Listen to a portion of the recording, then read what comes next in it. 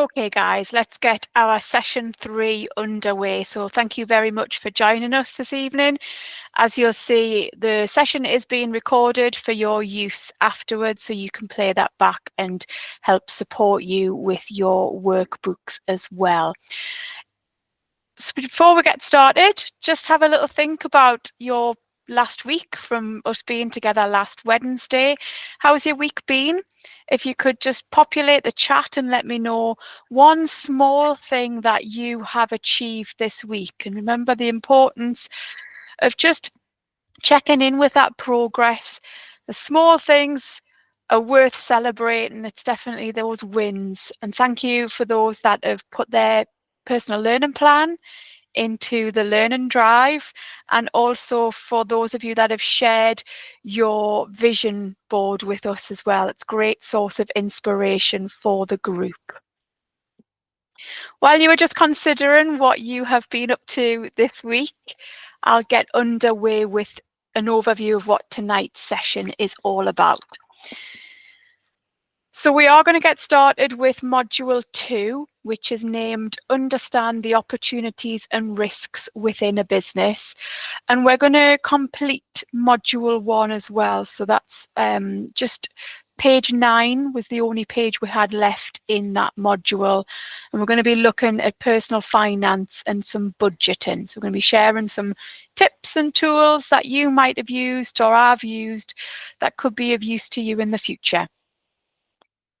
Then we are going to be looking at some idea generation and a little bit of blue skies thinking. We've had a lovely blue sky today, so we're going to continue that optimism this evening with some creative thinking. Then we're going to think about product versus service. You may already have come to level 1 with an idea for self-employment in the future, or it may have started to get you a little bit curious about what you could possibly pursue if that is something that you want to do in the future. So we're going to think about an idea. You're going to think about what might possibly make your idea stand out and be a little bit different to what is already on the market. And then I'm just going to add some value to our course this evening with just a little bit of business theory. You know, we're not business advisors, but as I shared with you in our first session, I've been a business studies teacher for over 20 years. So I'm just going to add a little bit of business theory to our session tonight. Thank you already for populating the chat with those small wins. And again, please just continue doing so. You know, I download these at the end when I have a problem looking at them. You'll see my face getting nearer to the screen, even though I'm wearing glasses, trying to see what you've already put in there. But thanks so much, Billy, and thanks for sharing your vision board as well. And I think I had one from Rachel, I think. But again, looking forward to reading some more small wins. I think my small wins for this week. Finally finished painting the downstairs bathroom. I'm not great at painting. I have these ideas. Sometimes executing them isn't quite the same. Work-related goals and wins for me are doing some assessment from my last cohort, trying to get caught up before I go on annual leave next week. So there's definitely my small wins, but please just continue getting them in there. It is important that we just share our progress along the way so we can add that support and just help as we go. Okay, so week 1 of our course is complete. A lot of knowledge already shared with you, and this week's goal is to get module 2 started and completed tomorrow night, where we're going to look at opportunities and risks. As I shared with you last week, just to support you and me and Jack, to help all of us, it's just these deadlines. So we will be completing page 9 tonight. If you could aim to get your module 1 to Jack via email by the 14th of July, that would really help just with everybody's organisation. If you are requiring a little bit of support, then please, again, just drop us a line via email or give Jack a call on his work number through the day, and we can then help you with that support that you need. So let's reflect a little bit on last week. As Billy said, she's completed her vision board and she's been getting up to date with that workbook 1. So there's a couple of tasks that were like set last week. If you don't mind, so this is a hope you don't mind to Maria, Rachel and Billy. I have included your vision boards in tonight's presentation deck. I know everyone will have seen them anyway in our WhatsApp, and I'm just going to invite you to say something about it if you wish. You don't have to, okay? And I'll do that as we just get a little bit through the session. And to the rest of you, please, it would be great to see those vision boards. Just get them into our WhatsApp or onto your learner drive, because it is part of your module 1 assessment as well.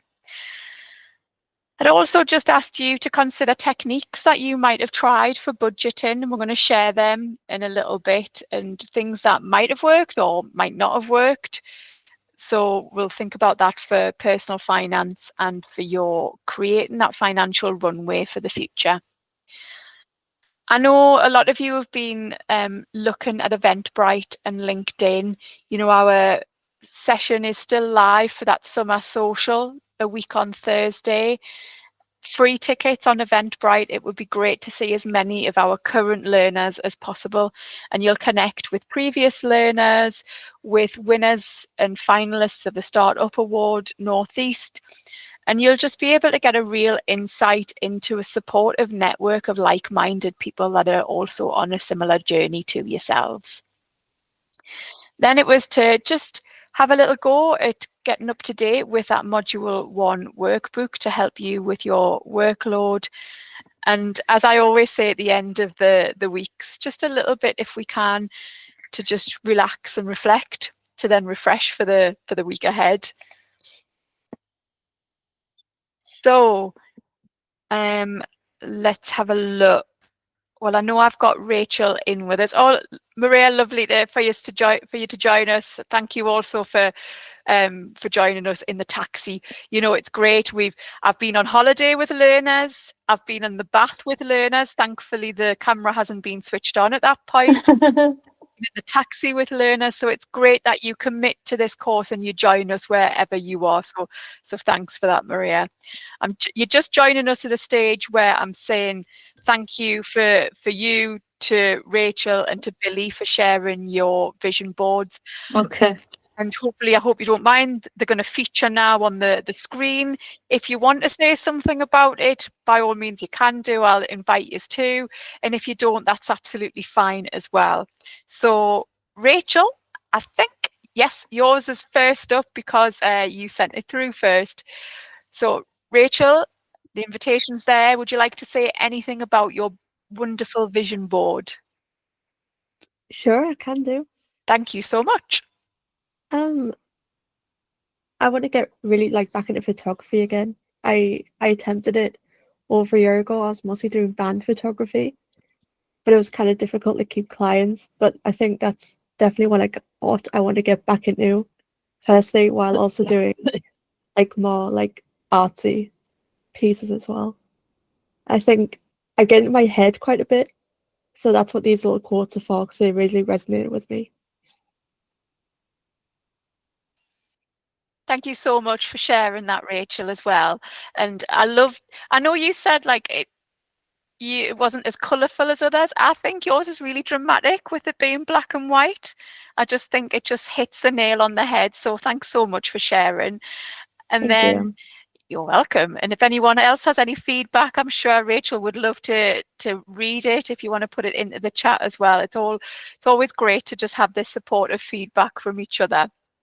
And I think next up we have Maria.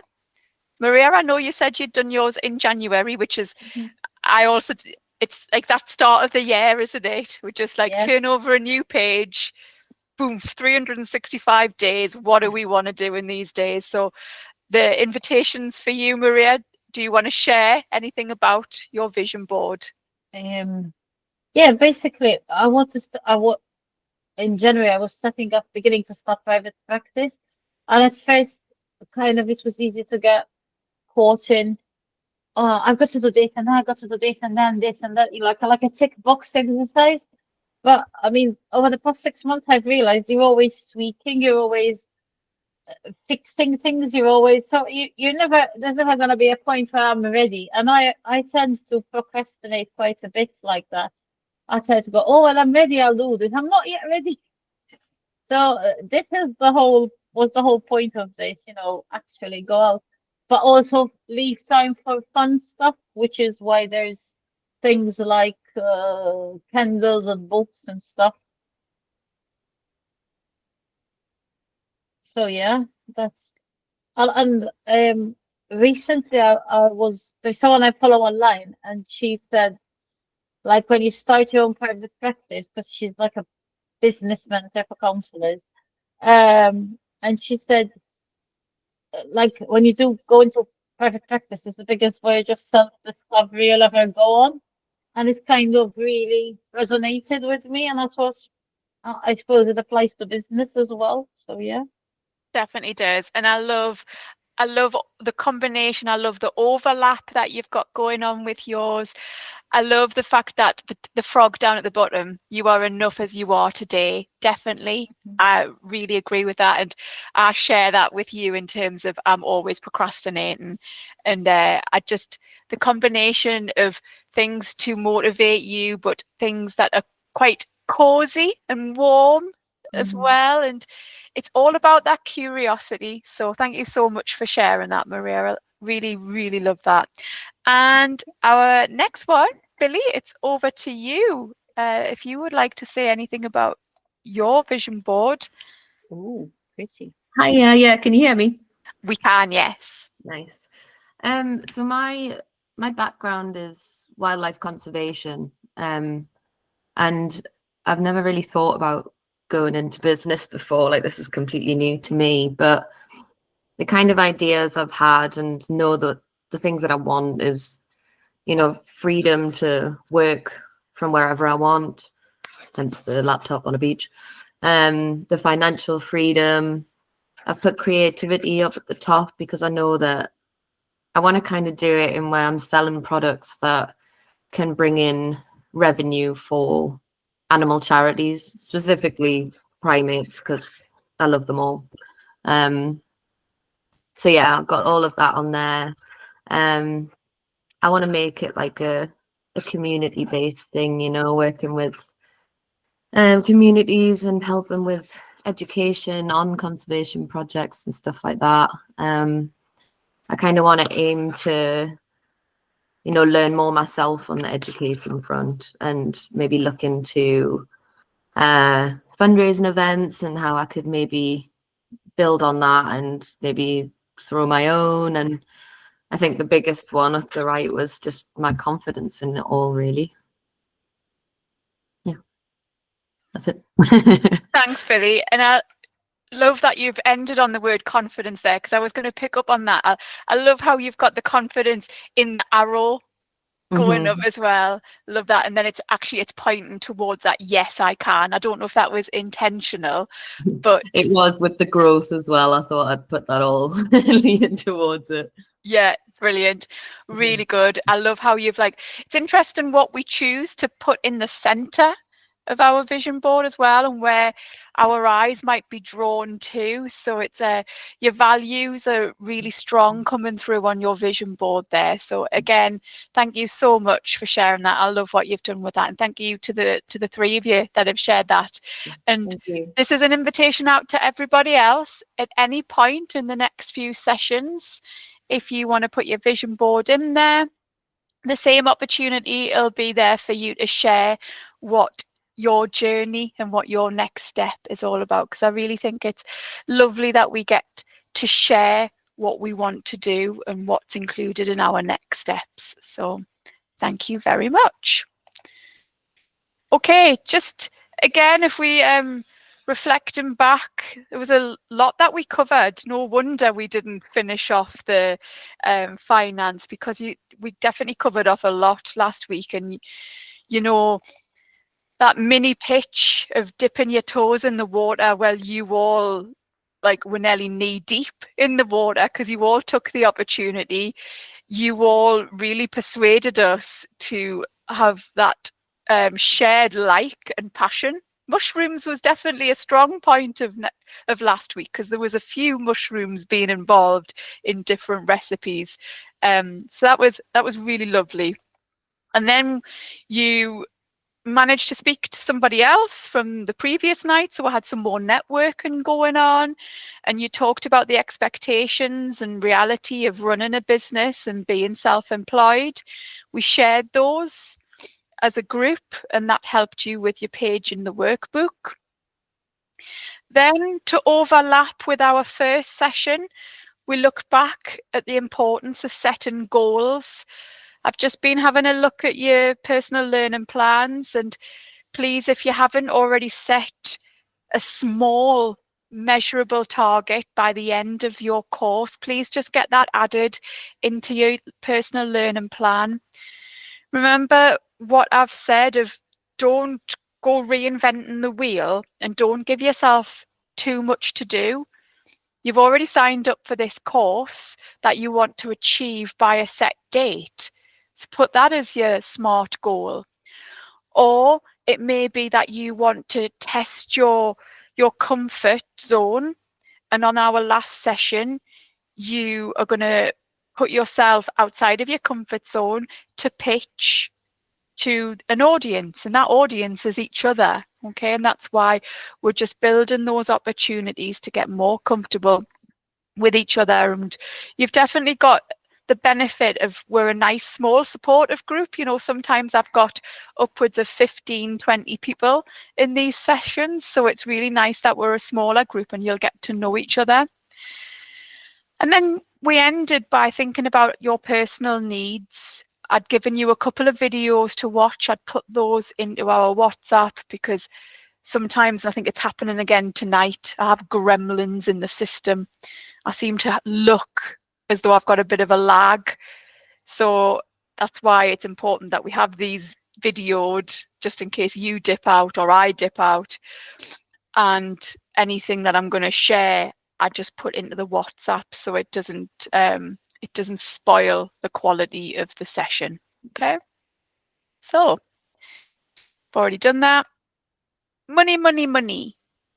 Let's talk about the personal financial skills that may then, moving forward, be really important that you transfer those personal finance skills to business finance skills. And it's important that we reflect back on ourselves first, before then, if you choose to join us in level 2, then we transfer that personal finance skills into the business finance.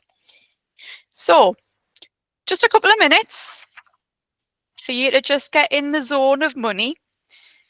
Just jot down for me or add it into the chat. What do you need to spend your money on, or have to spend money on to survive? Okay, so I'm going to give you a couple of minutes. Feel free to put them in the chat if you so wish. Lovely. So thank you for those that have inputted categories into the chat. So we've got mortgage or rent. We've got your food, which just seems to be increasing every time we go to a supermarket. I know we're saying bills, but we could break that down into electricity, our gas, water, council tax, house insurance. We've got transport. It might be school fees or children's activities.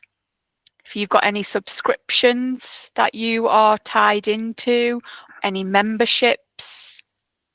So you see, when you start sometimes like listing them, it becomes quite a long list. And, you know, none of us, I don't think, for the ones I can see, I don't think clothes has been mentioned there. So there's some of these that we just take for granted and forget that it becomes one of those costs. It may be that we try to put a little bit away for gifts or for savings for a rainy day. You know, I'm always one that tries to put a little bit away just in case the car breaks down or the boiler breaks down. But if my food bill becomes a little bit higher that month, it's the first thing that I have to dip into. So I aim to budget and I aim to save, but sometimes that life can get in the way. But again, if we're thinking about this, it's good that we write these things down, that we take it back to pen and paper, just so it's got that reality attached to it. In terms of why should we budget, any suggestions? Feel free to take yourselves off mute, guys, instead of it taking time to put it into chat.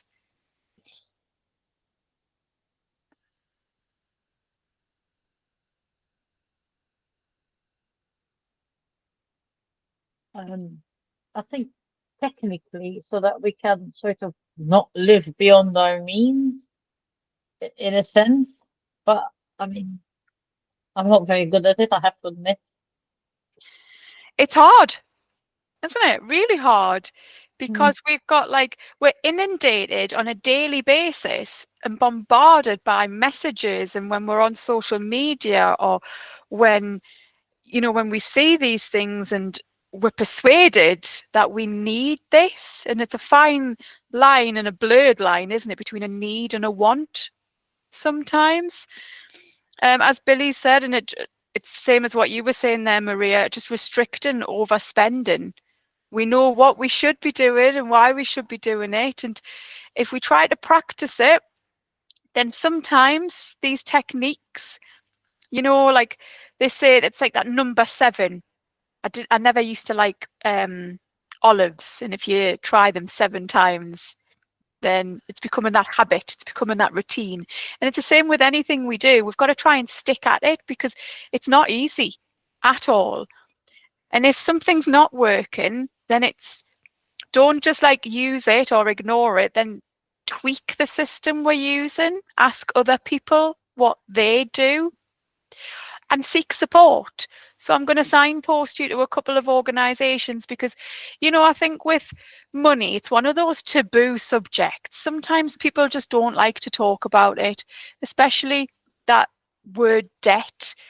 But, in the world that we live in nowadays, debt is becoming, unfortunately, a little bit it's a normal thing. And I don't know why we don't like to talk about it. So I'm going to signpost you to some organisations, because if we have a vision, and you've shared with me your vision boards, and if that means freedom, and if that means independence and find you making these decisions, and you want to become self-employed, then we need to get a real good handle on our personal finances. Okay, so it's getting our heads sometimes out of the sand. When I was in my 20s, I'd gone through 4 years of being a student of a interest-free overdraft, and banks back then in the 90s were throwing this type of thing at you, and nobody provides us with this education for ourselves of how to deal with it. So it's something that's really worth talking about. Okay, so why should we budget? Well, to help us understand what we're spending our money on. And it's the more we live in this electronic age and we're tapping it, it's not real money sometimes. I've taken Apple Pay back off my phone because it was ding, ding, ding. Can't do that, because then I'm just not understanding what I'm actually spending that money on. Then if I'm understanding where my money's going, it's going to probably identify areas where I can reduce my spending. Do I really need to go to Greggs and get a coffee, or can I take a cup to work with me with my coffee in? It's these little choices, isn't it?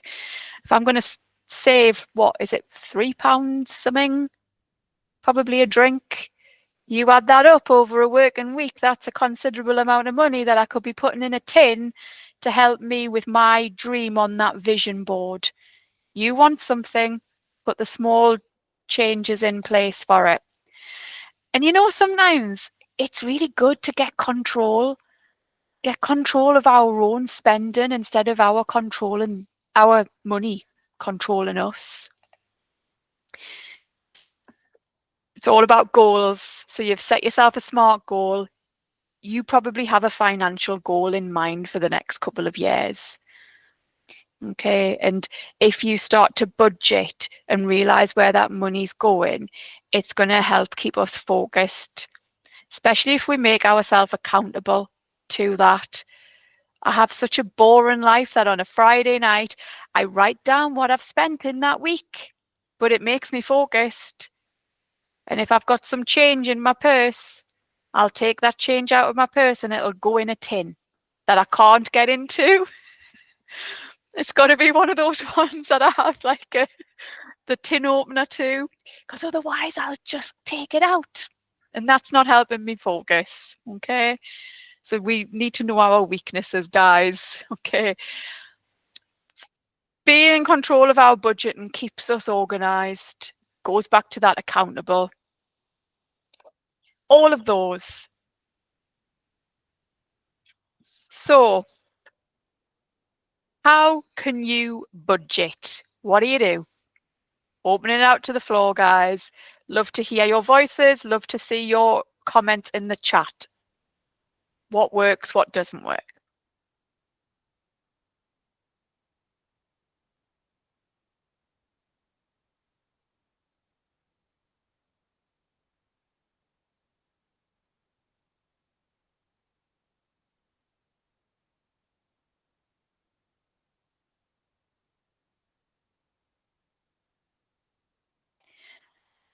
Thanks, Billy. And it's interesting sometimes what words we use. Restricting yourself to nights in. Sometimes that can be a treat, you know. We can like put a nice box set on, get the candles, and just remember that we've probably spent a lot of money in the place that we call home, and we don't spend a lot of time in it sometimes. So make it a treat to be inside. Yeah. Reterm some of the phrases. What else have we got? Suggestions. Yeah, see if you go out, it is too easy, isn't it? So meeting somebody for a walk, but taking that flask with you. Prioritizing things. It is definitely hard to change things. I do understand, but if you're sharing with me your visions, surely the changes are worth the effort. Yeah, we never said any of these is going to be easy, and that's why it's looking at hacks, looking at easy ways to do stuff. Vinted, sell your old mobiles, release the money that sometimes is lying around our properties. If we're not using it anymore, somebody else probably would get use for it. And that then's going to help us focus on what we want to do. And other techniques you might think about using or possibly have used. Money stuffing. So I've already mentioned the tins. I've gone back to a tin because the folder didn't work for me. It was just too easy to just take it back out. So the intention was there. And again, that's about being self-aware, isn't it? And if you know your weaknesses, stick it in a tin or stick it somewhere. I used to have like these little, you know, like the dinner money envelopes that you used to send possibly your children to school with. And I used to put like some money in them and hide them. That came with the issue of not remembering where I'd put them when I needed them. You know, these businesses, they don't really reward for loyalty anymore. So just look at what's out there for us. Have different online accounts. these online banks are really good now that like they'll round up, so you can, if you're going to spend £1.95, then that 5p is going to go in a round up account. Great. Let the tools work for you. Or have Monzo and things have different pots. So instead of, if money stuffing might not work for you because you don't want the physical cash, you can have these online accounts where you can then move the money into different pots and name them. So you've got those for different things. Current accounts.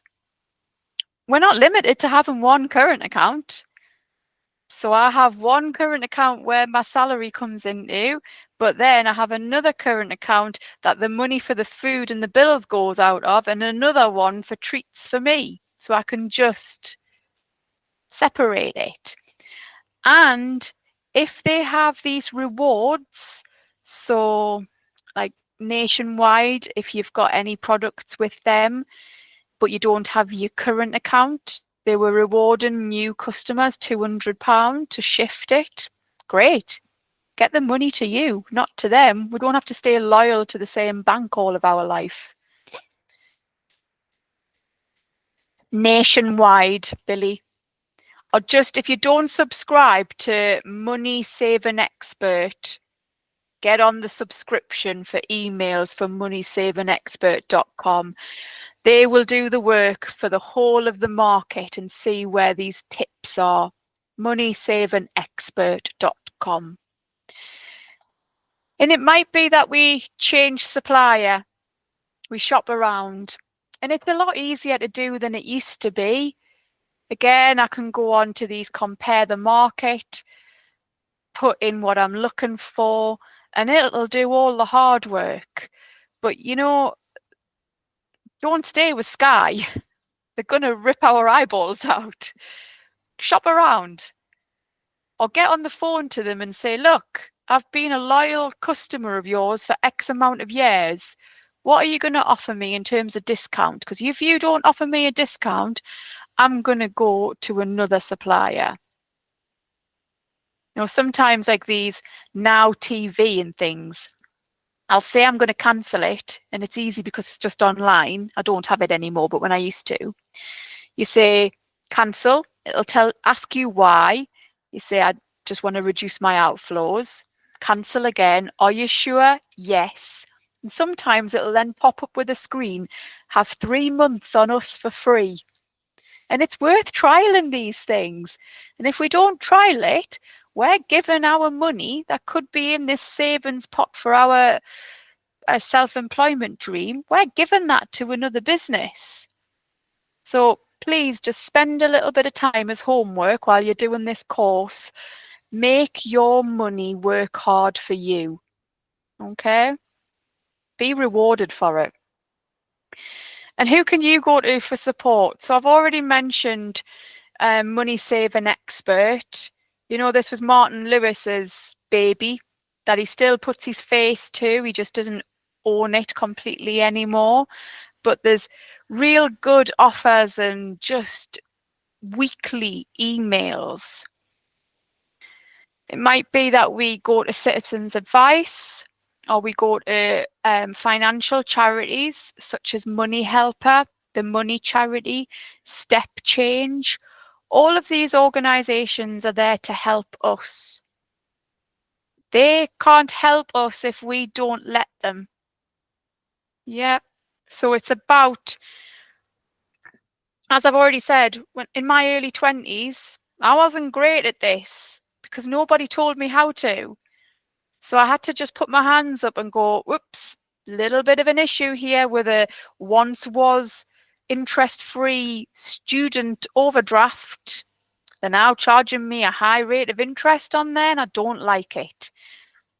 You've got to own it, and you've got to ask for support. Okay, and there's lots of support out there. I've put QR codes and things into the slide deck. So when you get the slides from Jack, there's a lot more information to signpost to you, okay?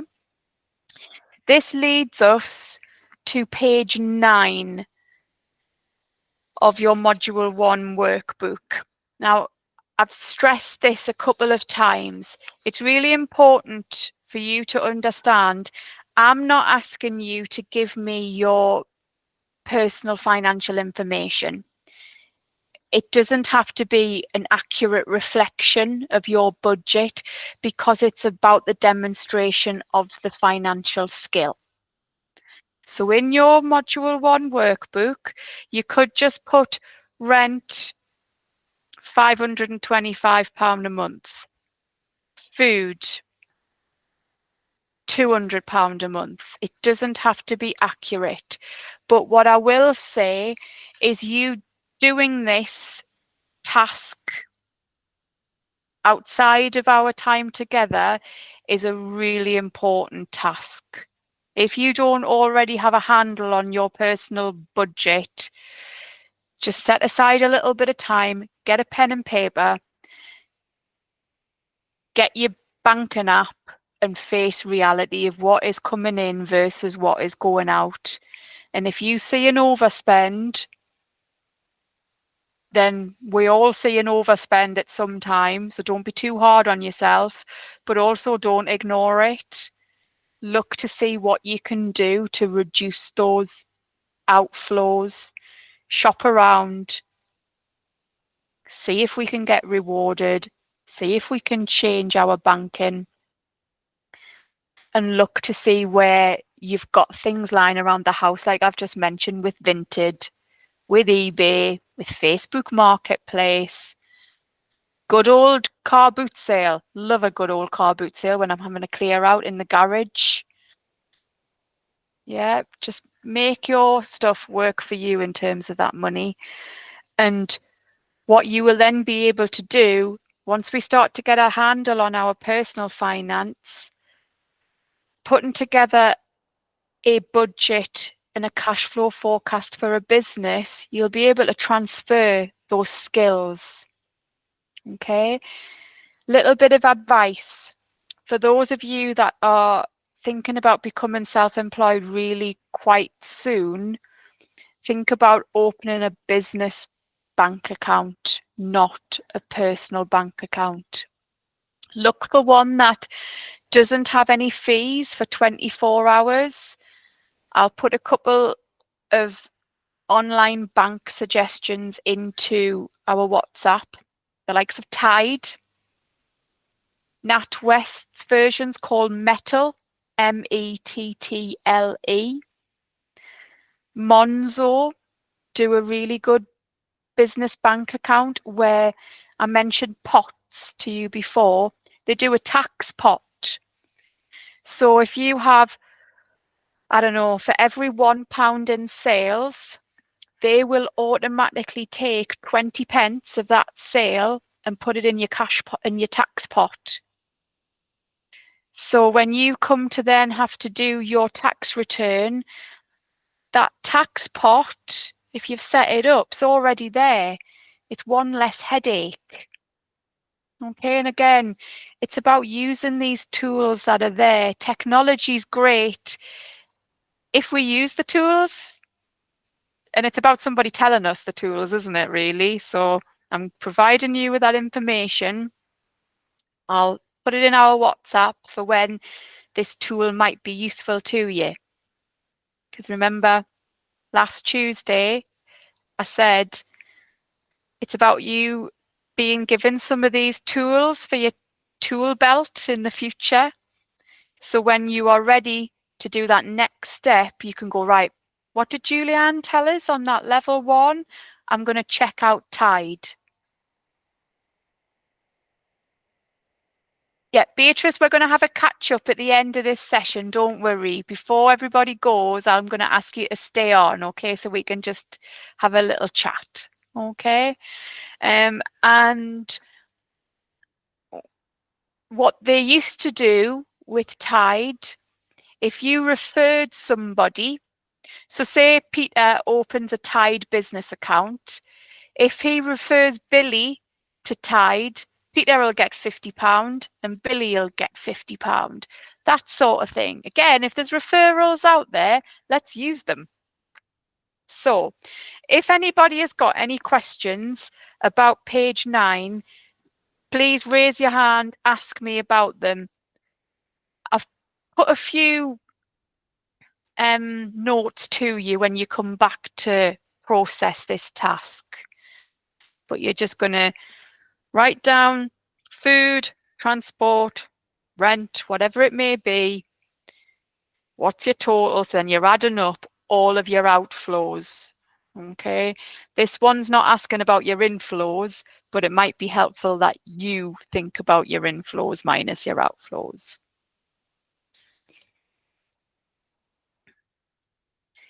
Just by a show of emojis, are we all right with that task? Thumbs up, thumbs down. Thanks, Billy. Thanks, Maria. Thanks, Rachel. Lovely. Thanks, Peter. And Beatrice, I got your like physical thumbs up before. Perfect. Cheers. So that now means from last week and tonight, module 1 knowledge is complete. When you come, because there's loads of boxes to sign and stuff, so I'm just going to like highlight that to you now. On that page where you've got like a salmon box and it's got the assessment criteria, that's for your assessor. That's for me or Chrissy. So you don't need to write anything in there. Okay. But if there is a page after that and it's got learner declaration and it's asking for your signature to declare that the work that you are submitting is yours, it's not ChatGPT's, it's none of that, then you're just going to sign it and date it for us. Okay. There's also a page where you are acknowledging feedback. So if you just sign that and date that of the date that you've completed it, it's just so our accrediting awarding body see that we have been transparent with you and you have had the opportunity to get feedback from us, which you will get. Okay. Right. So we've successfully achieved a reflection this evening and personal finance. So we're going to go on to module 2.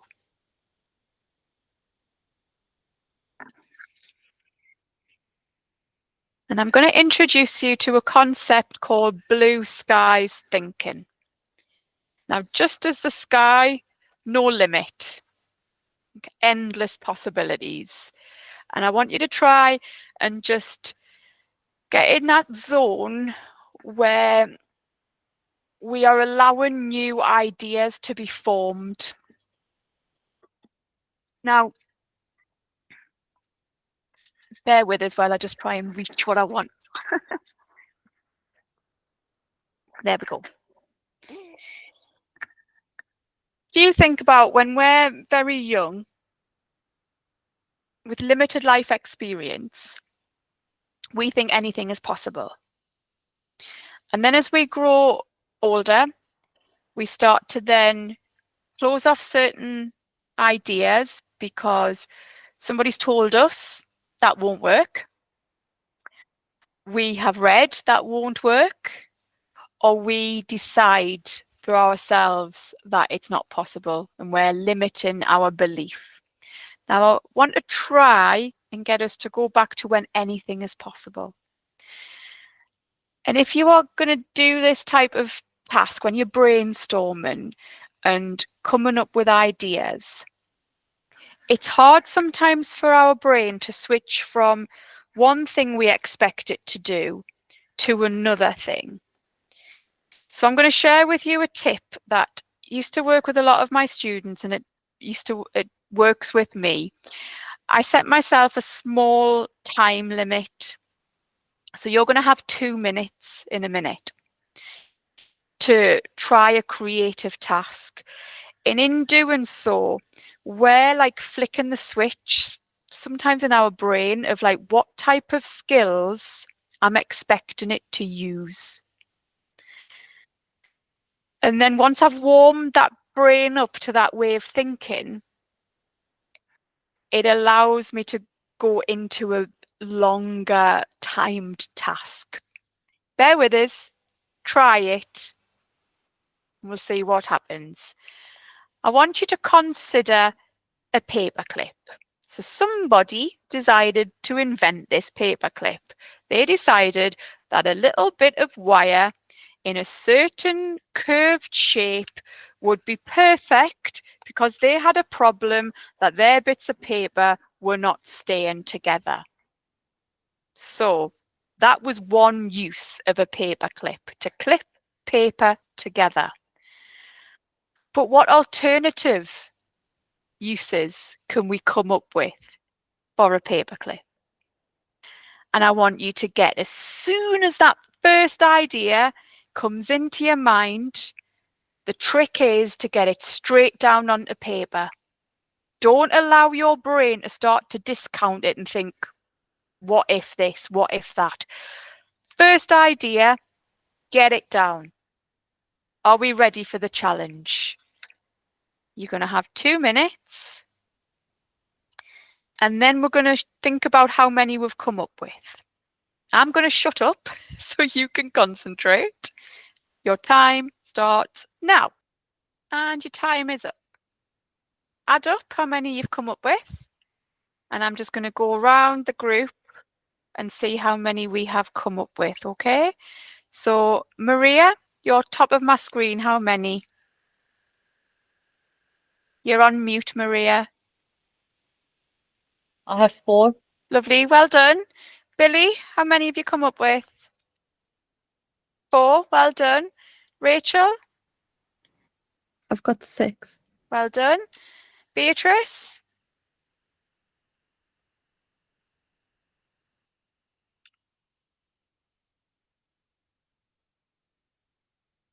You're on mute, Beatrice. You can put it into the chat if you don't know how to unmute yourself. And Peter, how many did you get? 4 as well? 4. 4. Yeah. 4 is our common number tonight. Well done to you all. I'm going to go to Rachel because you highlighted that you had 6. Rachel, would you mind sharing them with us? Yeah, I've got a bookmark, a hair clip. You could probably use it to write with ink. You can hook things on the wall like decorations. You could clean really small gaps probably. And you can organize like wires. Maybe. Brilliant. Well done. Rachel, I'm going to ask you about the process of you thinking. How did you come up with the ideas? Was there any process? I'm not gonna lie, I had a paperclip on my desk and I just kind of had to faff around with it to see what I could do. Yeah, so sometimes we're really visual, aren't we? Sometimes we've got to have it. That's why I was like looking for my paperclip before, because, you know, we've got to be able to just like visualize it. And sometimes that image on the screen isn't enough. We've got to be able to like take it apart and faff on with it. So brilliant. Thanks, Rachel. Anybody else want to share the actual process? How did you come up with your ideas?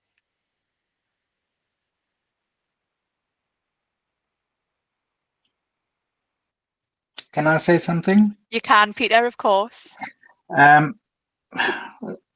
the ones that I've chosen were, I'd say, more technically, because that's the way I think. Mm-hmm. So I'll give you an example and what I've used in the past before. So a hook, you can bend it the opposite way around, you can hang things on it.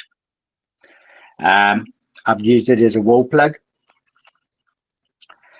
I've used it as a connector to connect different things in my electronics. I've made a spring out of it, and also used it to open up a SIM card holder in your phone. Yeah. That's it.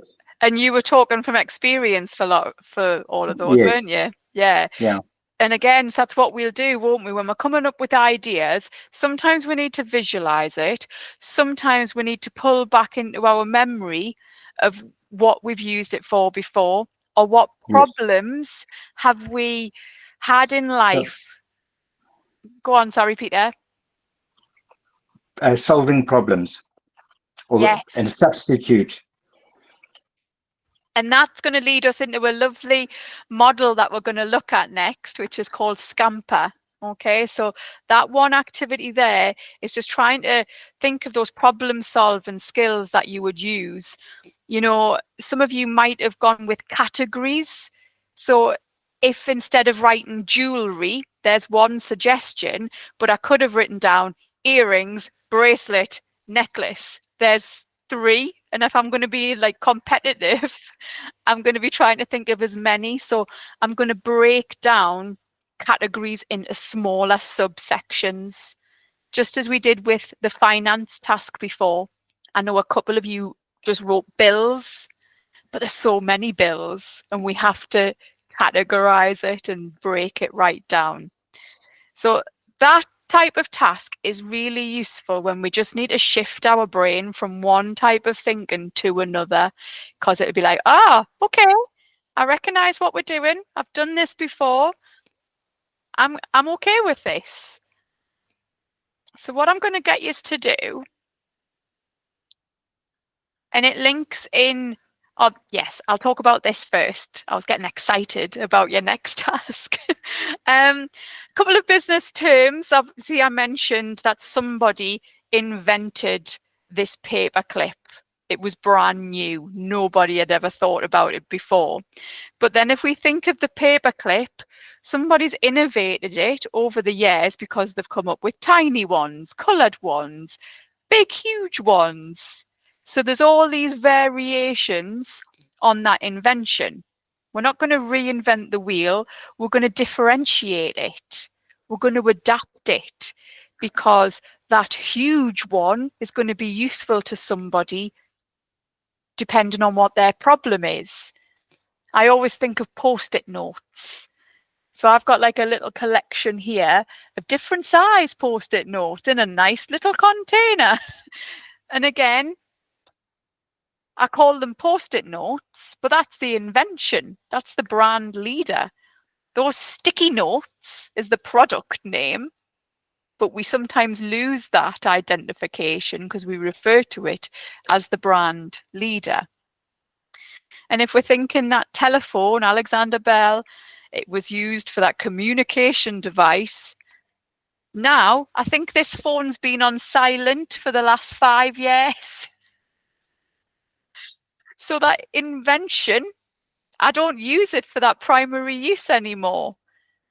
We paid for ringtones in the early 2000s.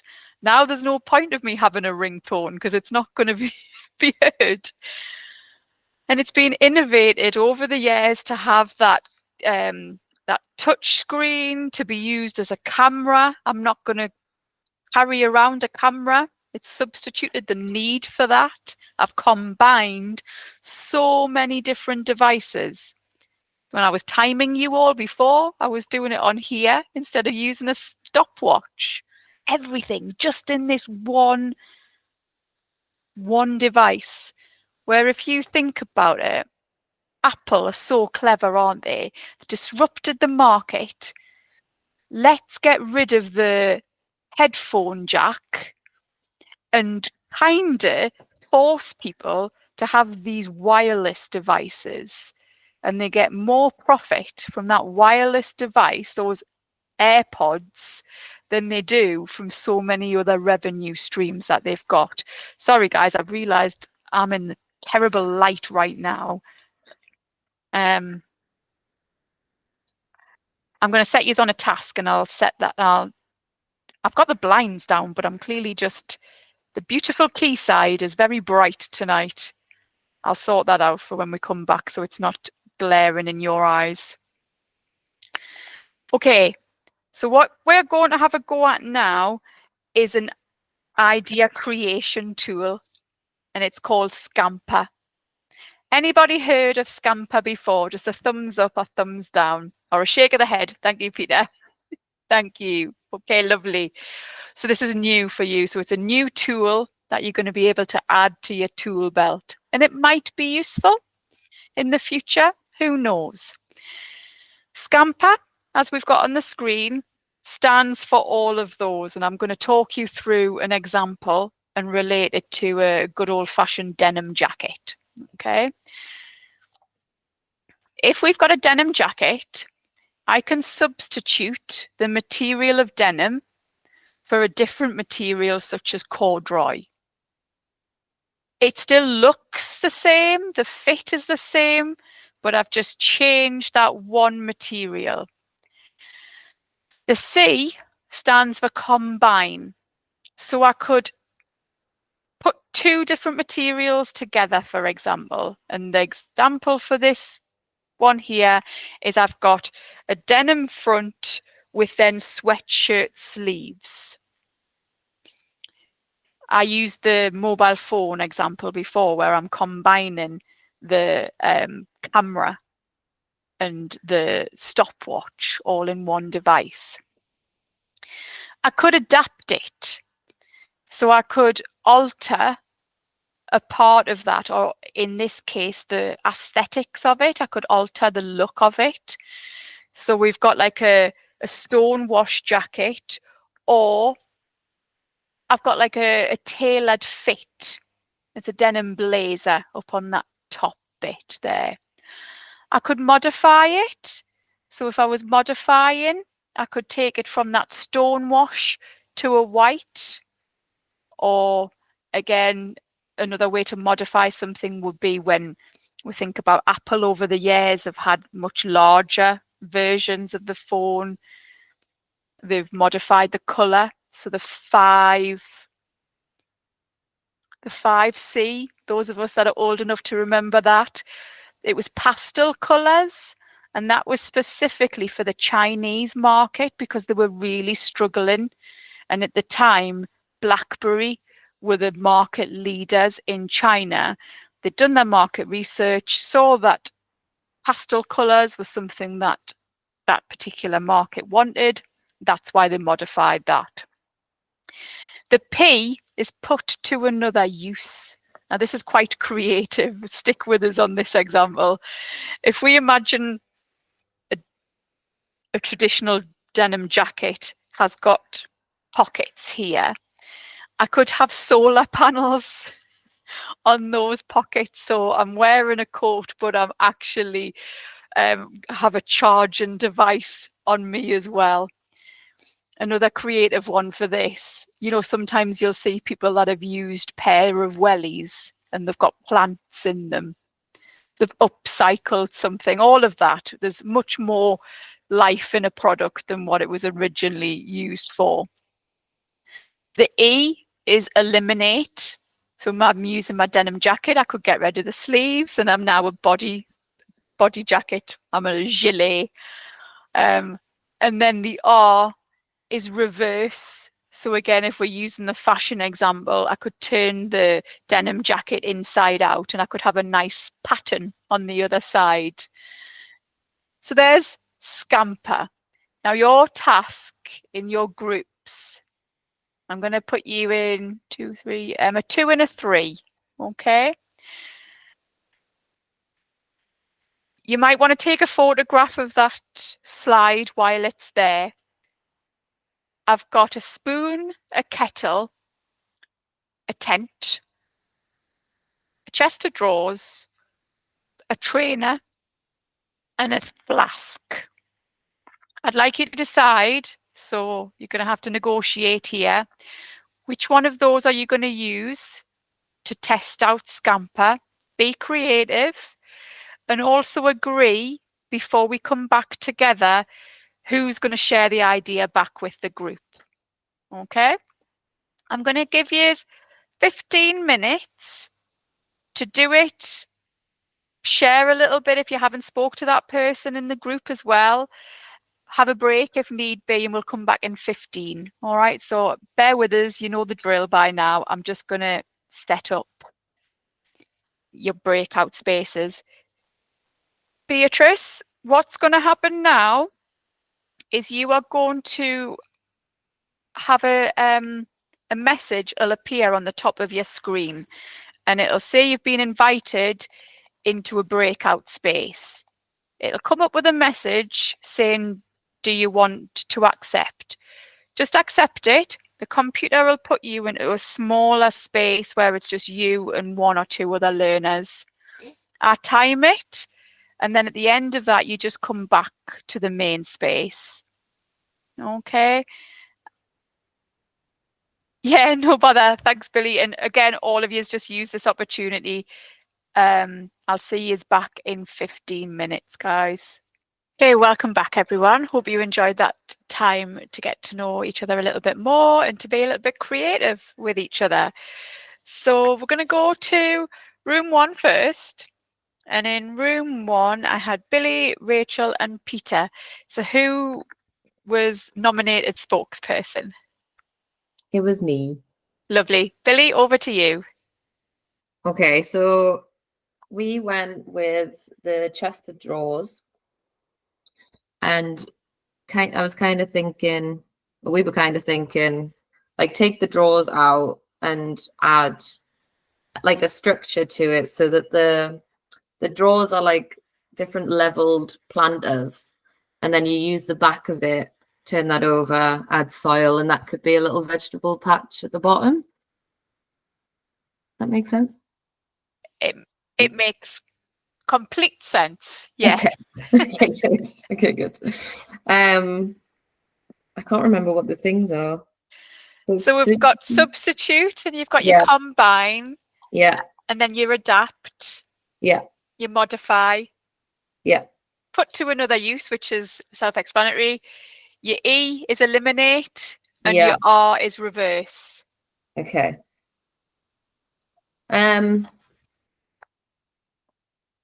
Yeah, so substitute. Oh, I don't know. What did we say again, guys? Help me out.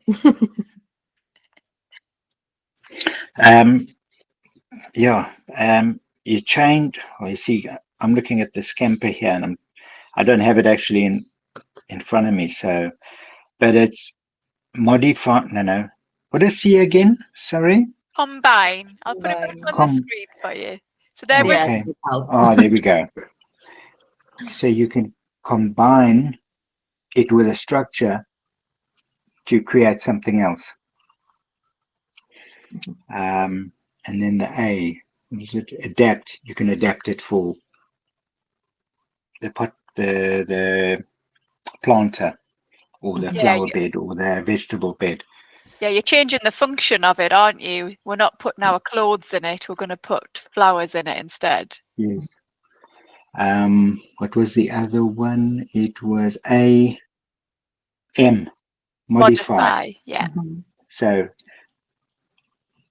you can modify the shape, modify the structure. Yeah. Am I correct? Yes, you are. Yeah. Okay, and then after that is put to another use, which is again, as I say, self-explanatory. Yeah. Your E, you're eliminating something. So is there anything that you are removing or simplifying from the structure of it? the base. Yeah. Because now you just got the drawers, which you're then going to attach to a different structure, which is falls under modification, but it's eliminate. Lovely. And then your R was reverse. Are you turning your structure upside down? I was thinking maybe the bottom of it, like flip it, so it's like a box on the floor, maybe. Or if I don't know if we're getting rid of that. I don't know. But you see how we can use that model to help us out with different ways of thinking. And it may be that parts of Scamper are more useful to your thought process than others. And you may think that a couple of them are very similar, but it's just another tool to think when I'm brainstorming, I'm coming up with ideas, how can I make an idea unique? How can I innovate and differentiate what's already out there on the marketplace. So well done, guys. Well done. Thank you. Peter, did you have a question there? I did, but I lost it. I'm sorry. Don't worry, It's gone. if it comes back to you, just let me know. Will do. Will do. Thank Okay, you. no problem. And then we had Maria and Beatrice. Now, who is spokesperson in room 2?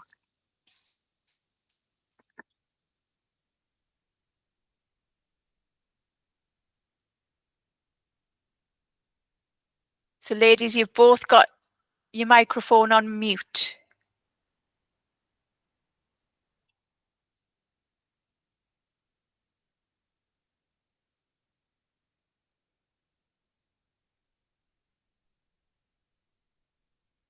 I think Beatrice is on mute still. She's She- meant to be the spokesperson. Ah, did she manage? Oh, Oh, yeah, there yeah, we I think go. Oh, yeah. Okay. We chose the chest of drawers as well.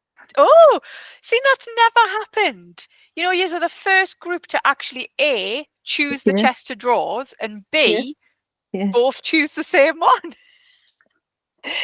So for substitute, we said would make it to be like a dressing table.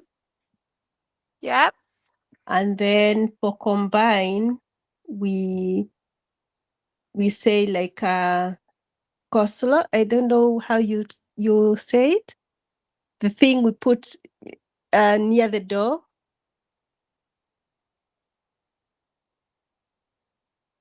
it's Maria? the shoe rack. The what? Like- Sorry. The shoe rack we thought of saying Yeah, we use as a shoe rack. like a shoe rack sort of. Oh, yes, brilliant. Yeah. For adapt, we said like side drawers. Yep. So then you've And- got room in the middle to like sit at. So we're going to have side drawers instead. Is that right? Yes. Yeah. And then for modify, we put them like shelves on different levels in the house. Mm-hmm. And then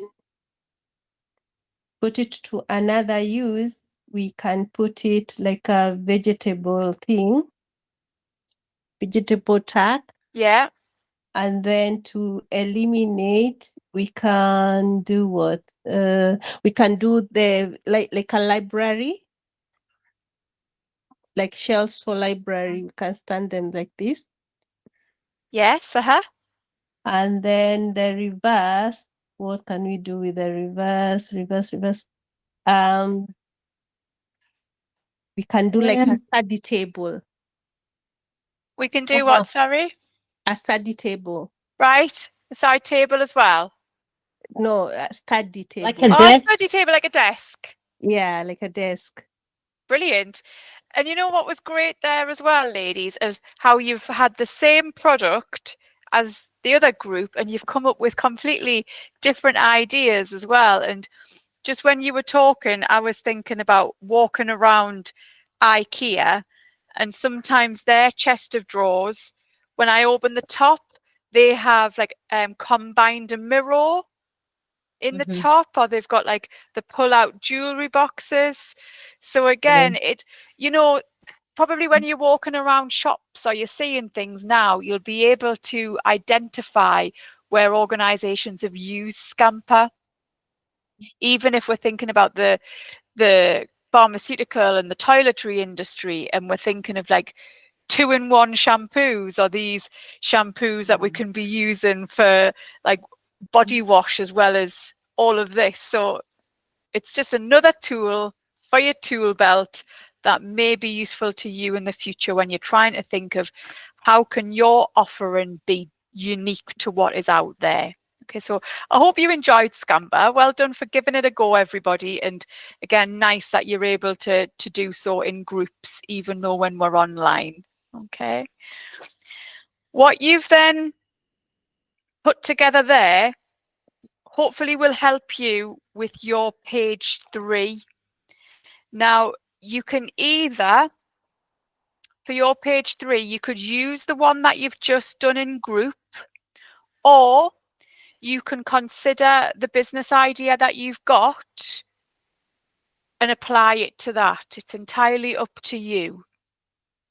Okay, and just within those boxes, you're going to try and talk me through step by step, just like you've verbally done tonight.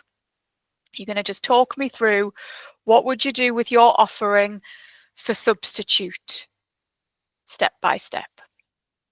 Okay, so a couple of options.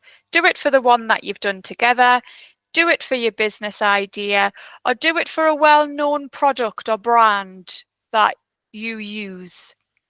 Again, it's the use of the skill that we're demonstrating. Okay. Really good question, Maria. So if we're thinking of within your service industry, do a little bit of market research. Look at what other service providers and counsellors have done before. So are we able to combine one service with another?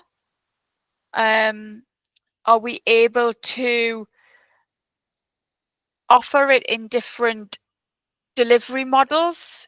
So if I think of what I've done here at First, we have a twilight service, and through the day service on the online face to face.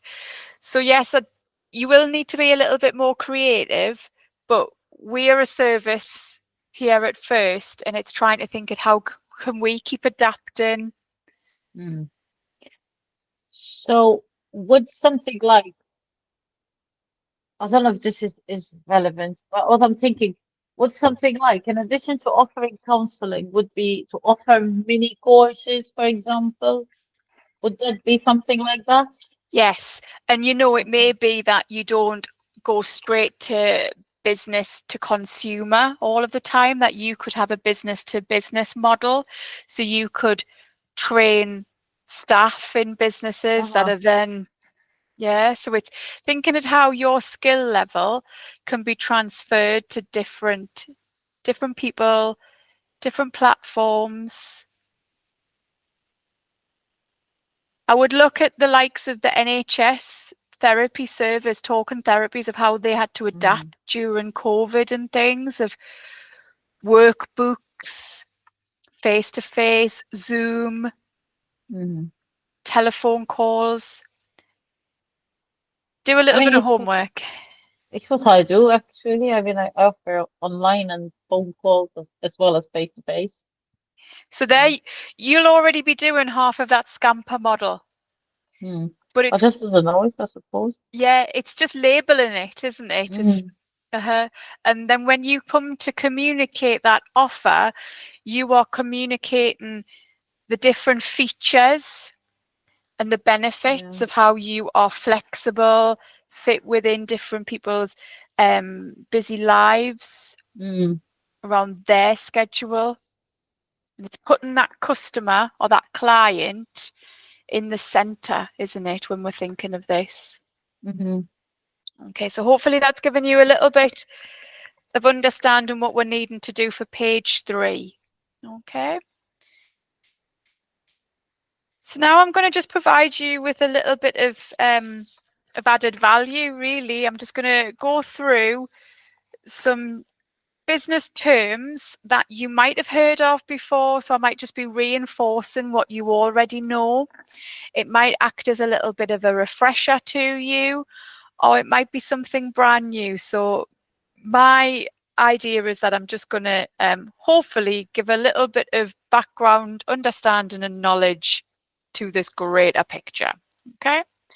So the first thing I'm going to talk about are these different types of business ownership. So it's you understanding that there's lots of different options out there when you're considering self-employment. And what I'm going to do tomorrow when I'm back in work, I'm going to put a couple of links into our WhatsApp for those of you that are interested to read up a little bit more on these. Okay.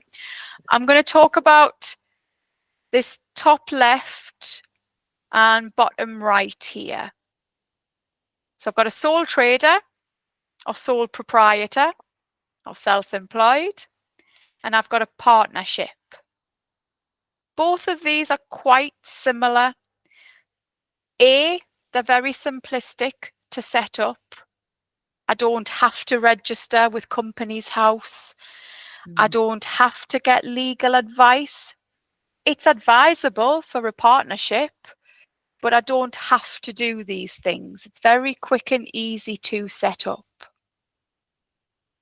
When we spoke last week about the expectations of running a business, we were coming at it from the angle of being a sole trader or somebody that is self-employed.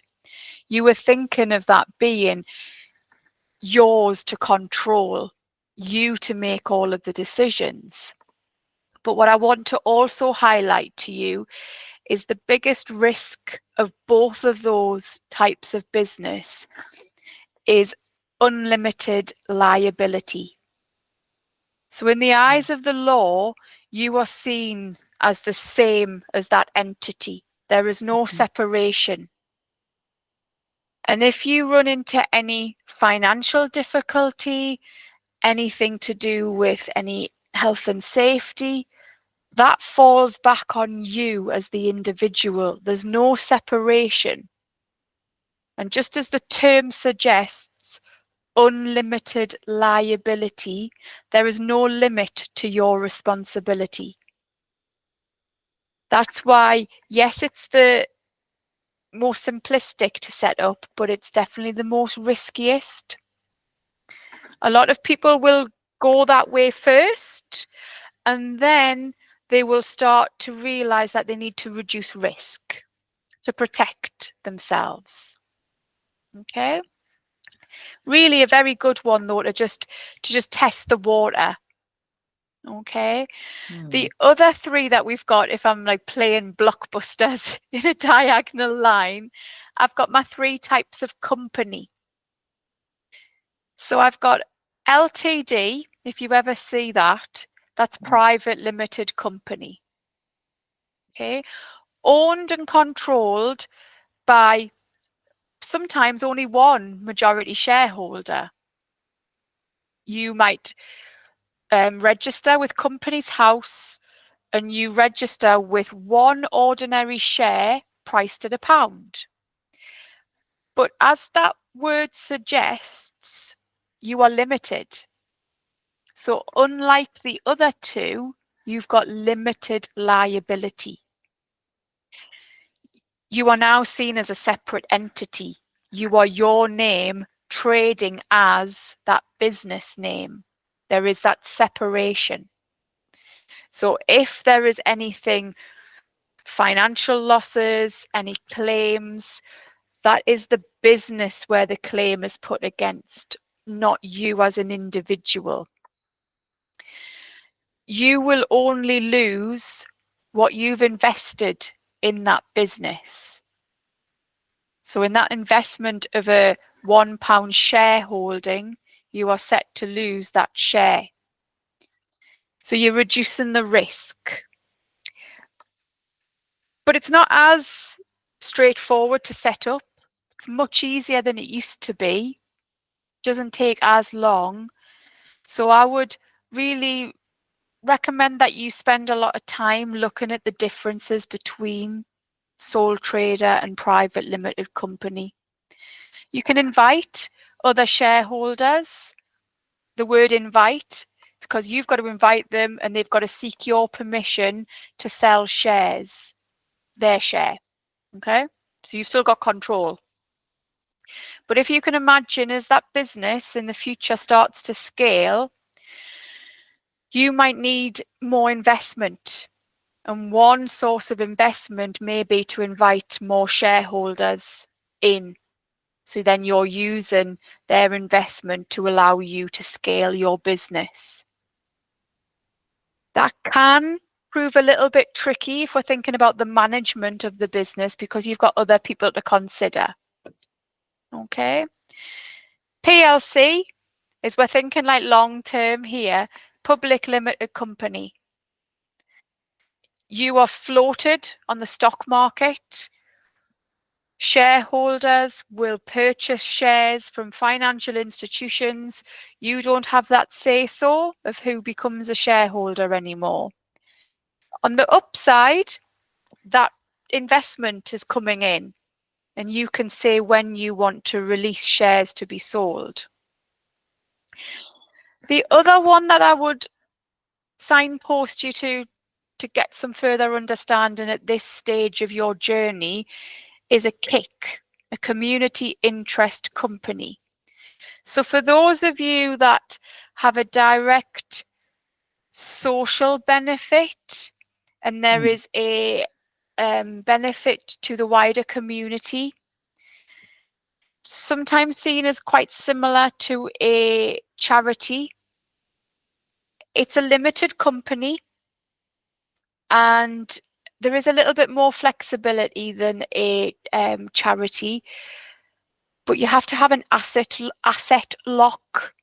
And what that means is that you have got to invest your takings, your profit, back in to that community of who they are there to benefit. There is more of a limit on what the shareholders can take from it. Okay. Again, I will send you information so you've got some bedtime reading for the future. But there's a little bit of an overview that there's options out there for you. And what you have to do is just weigh up at this stage which one might be better for you. Please, before deciding on something, seek more support. I mentioned last week, I think, about going and speaking to these experts in residence, the BIPC at the Central or other libraries. Go with a list of questions and ask them for advice and guidance. But it's definitely worth at this stage, when we are curious and we're just fact-finding, to protect ourselves, and that's, we need to arm ourselves with the information. Okay, so that's a little bit about that. The next bit I just wanted to flag, which will help you with module 2, is just that distinction between a product and a service. You know, that product, we would say it's tangible, whereas that service is intangible. It's something we're experiencing. So the way that we market those is going to be very, very different. Okay, and that's why when I said to Maria before, it's like about doing our homework. Look at what is already out there on the market, and with a service, consider how you are really communicating your offering. And what we want to focus on is the features and the benefits. What benefit will your users gain from coming to you as opposed to somebody else? You spent time, or you're spending time, thinking about your ikigai. That's the reason why I'm going to come to you. What are you an expert in? Are you an expert through lived experience? Are you an expert through your years in industry, your qualifications? But you, at this particular moment in time, are the unique selling proposition of your business. There's no other person like you. So how you phrase you is really important at this stage. Which leads me on to that USP. So many acronyms. What is your unique selling proposition or point? What makes you stand out against others? I think I've mentioned the word differentiation tonight. What is that about you? Is it your after sales service, your care? Is it your personalized service? So really get some information down on paper, just blurt it out. What could you offer that's different? When we speak of acronyms, here's some more. I mentioned my this when God. I mentioned this when I was talking to Maria before. So you have got a decision. You need to decide, is your target audience B2C, business to consumer?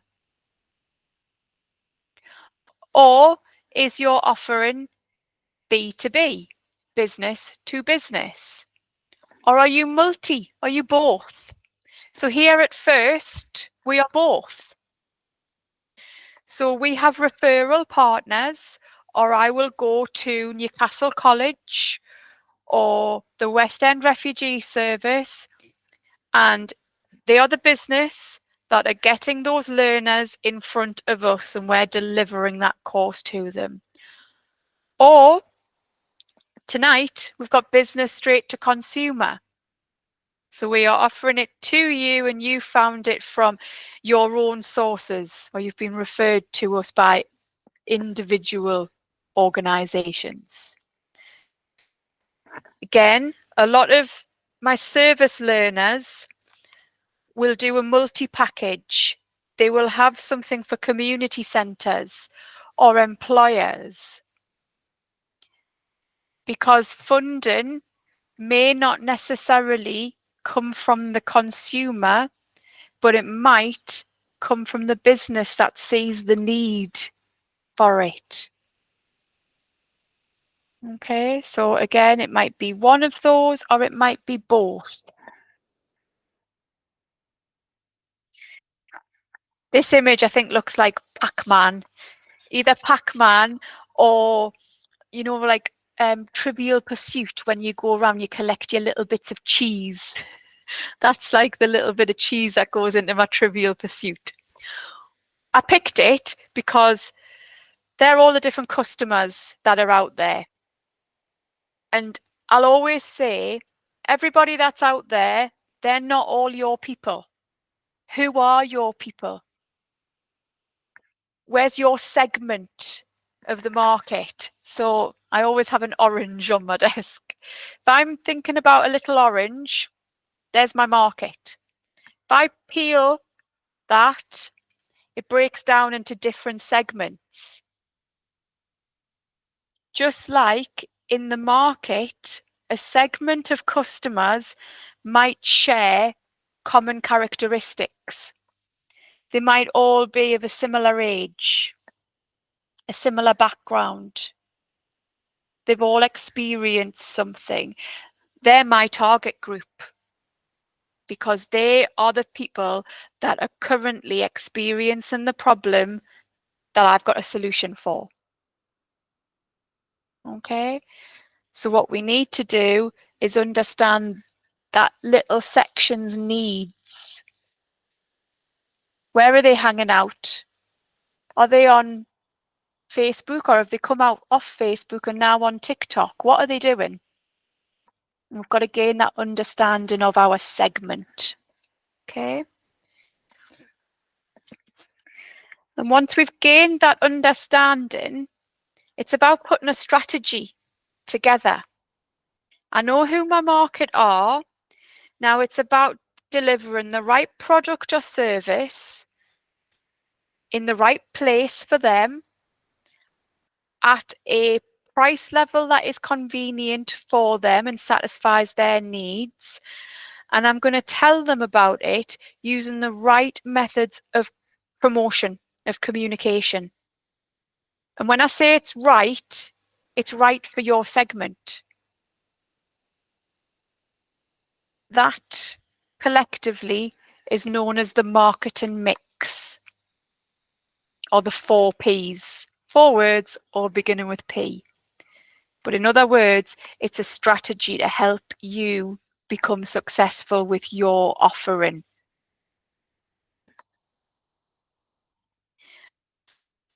For those of you interested in moving on to our level 2, we'll be putting together, or you'll be putting together with our support, your business model canvas. It's like a jigsaw puzzle, I like to call it. There's 9 little pieces that fit together to provide you, the founder of your idea, with a business model that you can gain more support with. You can use it to put together a comprehensive business plan. Ideally, it's designed to be really fluid. So sticky notes are perfect because we can just change them. That middle block is your value proposition. It's your unique selling point. What's different about you? Your key activities. What are you going to offer? Key resources. What do you need to be able to offer what you want to offer to be unique? Key partners. We're not alone. Business mentors, business advisors, accountants, solicitors. Who are you going to seek support from to get your business to the next stage? On the other side, who are your people? Who are your customer segments and what do they really need? How are you going to build a relationship with them?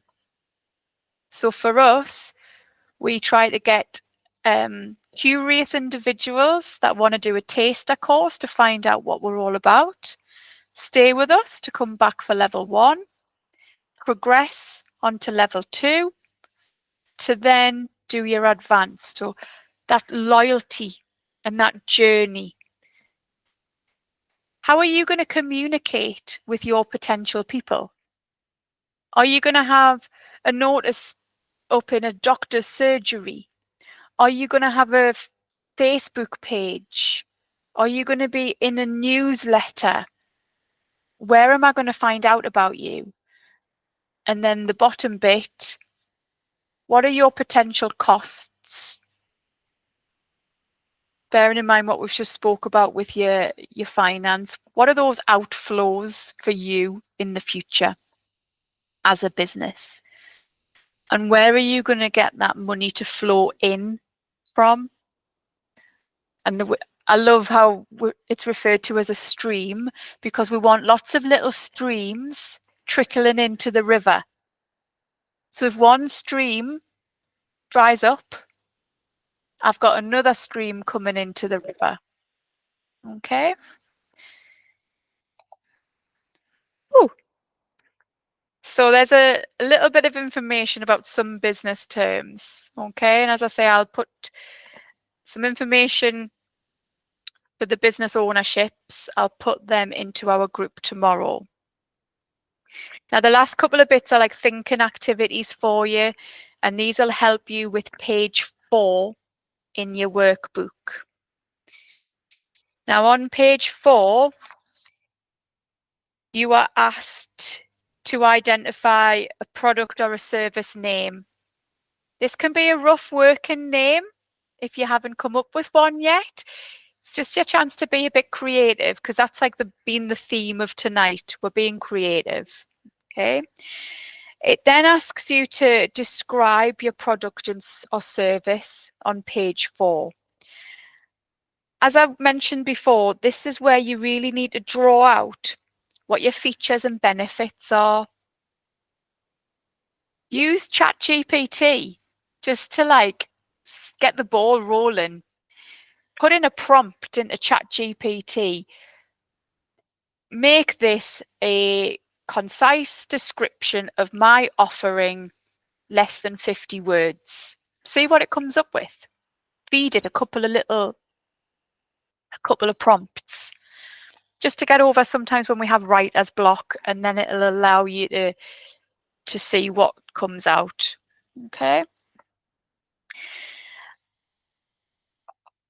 That'll then help you, as I say, think about how you stand out to others.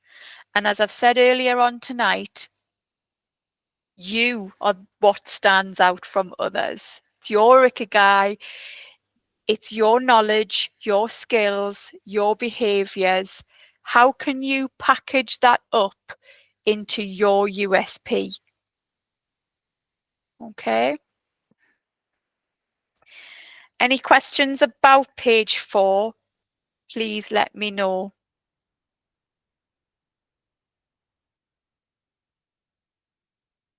And without further ado, we've got 2 minutes. Tomorrow, again, it's just an opportunity.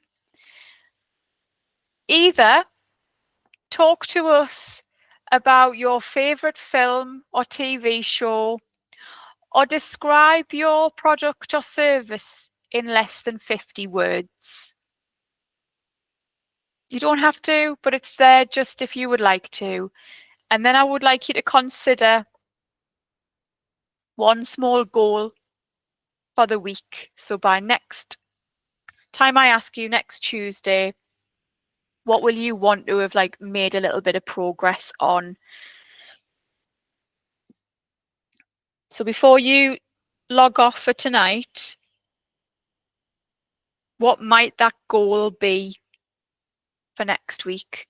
So when you meet Chrissy, because this is our last week together, unfortunately, that tomorrow night is our last session together. You'll have the lovely Chrissy next week, okay? So when Chrissy meets you next week, she'll know what you've been working on, and no cheating mind, because I'll tell her what you've put in the chat tonight.